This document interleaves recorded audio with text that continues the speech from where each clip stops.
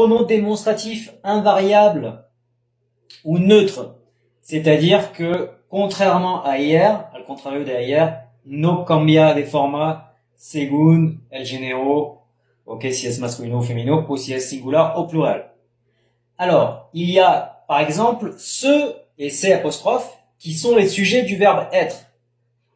C'est la fille dont je t'ai parlé, évidemment, avec la voyelle, on utilise une élision, c'est-à-dire une apostrophe, ou bien ce sont les élèves, etc., etc.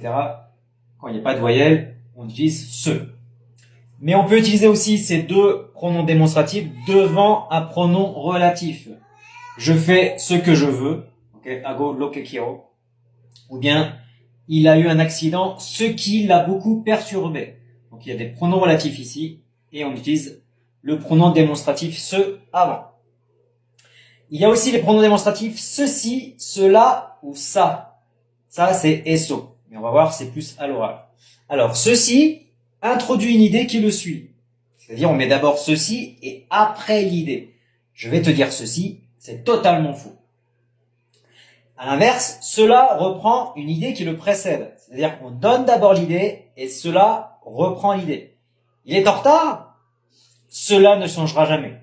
L'idée est ici et on reprend l'idée avec cela ne changera jamais. Comment es retrasado, eso nunca cambiará. Mais ça peut être aussi dans l'espace. Cela, c'est un élément éloigné dans l'espace. Cela me semble être un aigle, ok? Un águila arriba en el cielo. Et al contrario, ceci, c'est un élément proche. Ceci est un tableau du XVIe siècle. Donc un élément proche.